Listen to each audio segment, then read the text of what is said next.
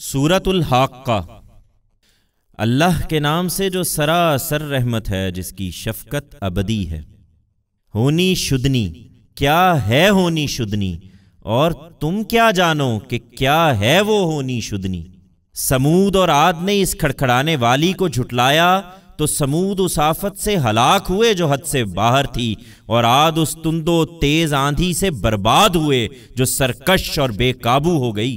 اللہ نے یہ آندھی انہیں جڑ پیڑ سے اکھاڑنے کے لیے 7 رات اور 8 دن ان پر ٹھہرا دی۔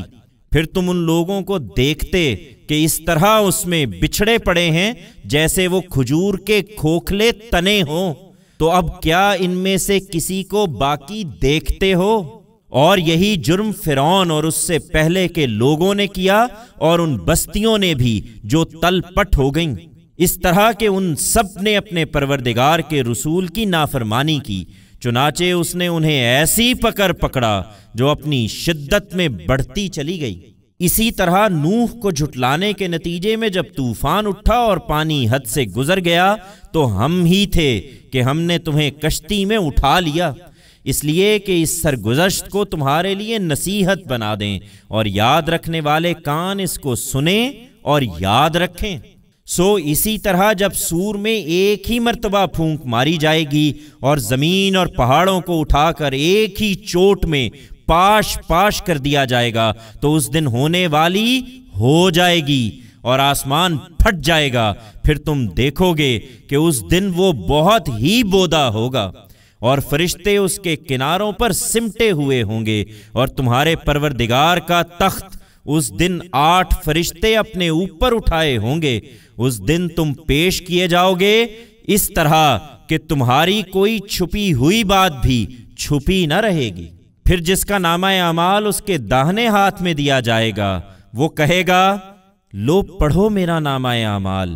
مجھے یہ خیال رہا کہ ایک دن مجھے اپنے اس حساب سے دوچار ہونا ہے، چنانچہ وہ ایک دل پسند عیش میں ہوگا، بہشت بری میں، جس کے میوے جھک رہے ہوں گے۔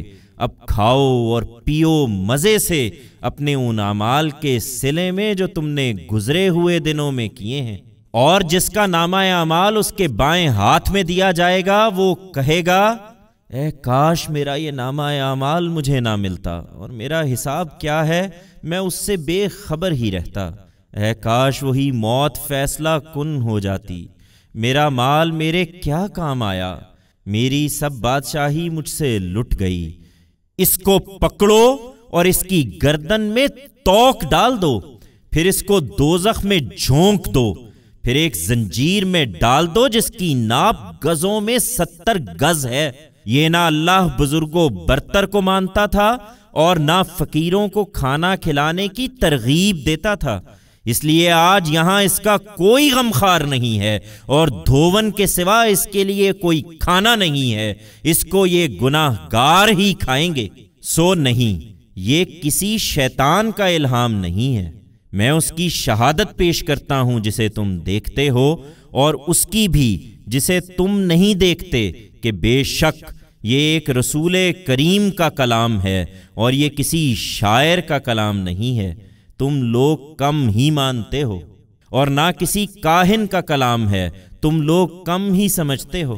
یہ رب العالمین کی طرف سے نازل ہوا ہے۔ ہمارا یہ پیغمبر اگر اپنی طرف سے کوئی بات ہم پر بنا لاتا تو ہم اس کو قوی ہاتھ سے پکڑ لیتے، پھر اس کی رگے گردن کاٹ دیتے، پھر تم میں سے کوئی ہمیں اس کام سے روک نہ سکتا۔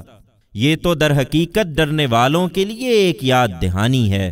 ہم خوب جانتے ہیں کہ تم میں اس کے جھٹلانے والے بھی ہیں۔ یہ اسی طرح جھٹلاتے رہیں گے، اور قیامت میں ان منکروں کے لیے یقیناً یہ ایک پچھتاوا بن جائے گا۔ اس میں شبہ نہیں کہ یہ ایک یقینی حق ہے، اس لیے اے پیغمبر انہیں چھوڑو اور اپنے رب عظیم کے نام کی تسبیح کرتے رہو۔